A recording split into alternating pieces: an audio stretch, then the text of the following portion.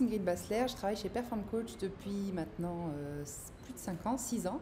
Donc j'étais simplement coach au départ et maintenant je travaille avec Anthony pour faire profiter à tous les coachs de mon expérience, de tout ce que j'ai raté, de tout ce qui a marché, pour justement vous aider à vous accompagner au mieux pour que vous puissiez vous développer plus rapidement en évitant les erreurs.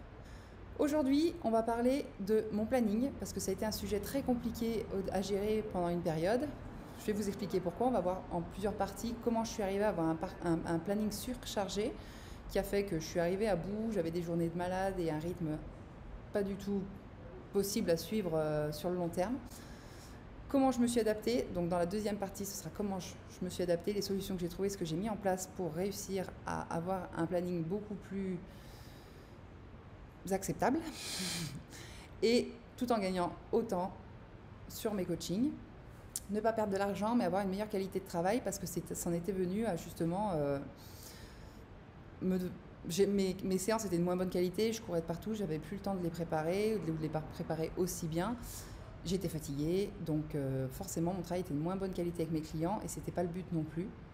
Donc c'est bien de vouloir remplir le planning pour gagner de l'argent et s'adapter aux horaires des clients, mais au bout d'un moment, il faut que ça reste quand même un peu viable pour vous, aussi bien au niveau de votre rémunération qu'au niveau de votre qualité de vie.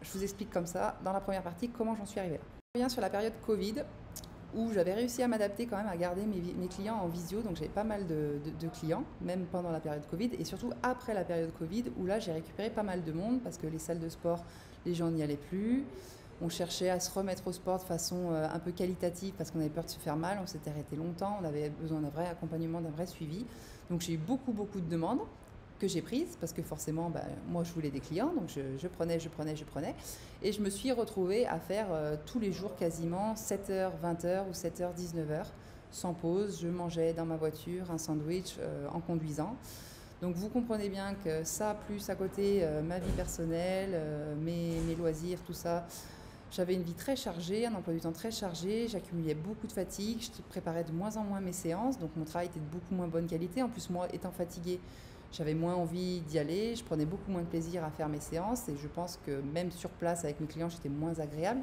parce que j'accumulais la fatigue et ça devenait plus pesant qu'autre chose. Donc je suis arrivée à un moment où je me suis dit qu'il fallait que je fasse une pause, que je trouve une solution pour vraiment, moi, retrouver une qualité de vie et de travail pour me sentir mieux et être un peu délestée sans forcément perdre de l'argent, parce que c'est vrai que je travaillais beaucoup, mais au final je gagnais quand même mieux ma vie et c'est pas à négliger. Donc l'objectif, c'est pas non plus de perdre, de virer les clients et de perdre l'argent qu'on a gagné, ce serait juste faire une marche arrière, mais c'est trouver une solution pour trouver un équilibre qui fasse que je peux continuer à bien gagner ma vie en adaptant quand même mon planning.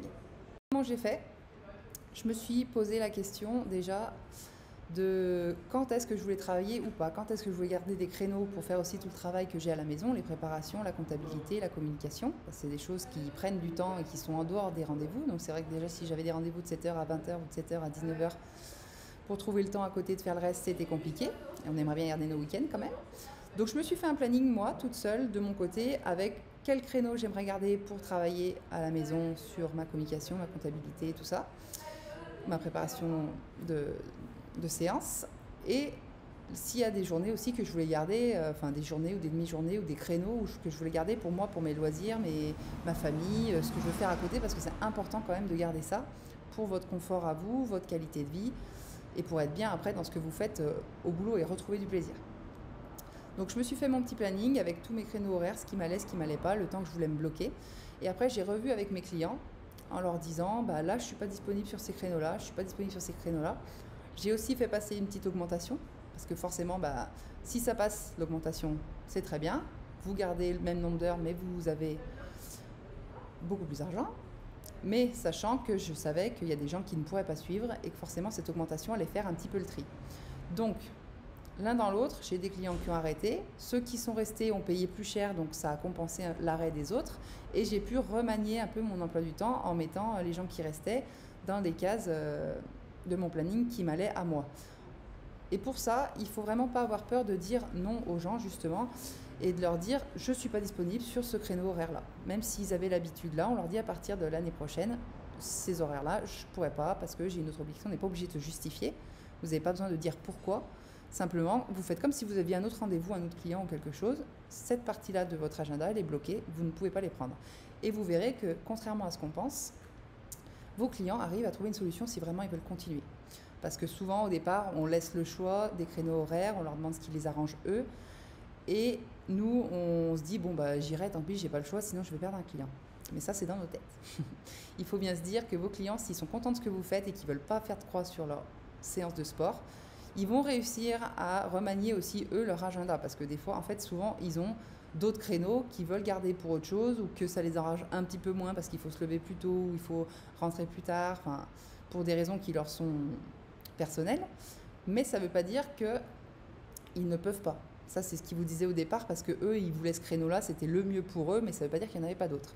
Et si vous leur laissez pas le choix, vous leur dites que c'est vous qui ne pouvez pas, vous allez voir qu'ils vont réussir à trouver quand même des solutions pour dégager un créneau qui vous ira mieux à vous. Donc c'est ce que j'ai fait avec mes clients. J'ai essayé de remanier un par un ce que je pouvais faire et du coup maintenant je me retrouve à travailler quand même presque 10 heures de moins par semaine et avoir tout mon mercredi après-midi, mon vendredi après-midi et finir plutôt sur mes soirées.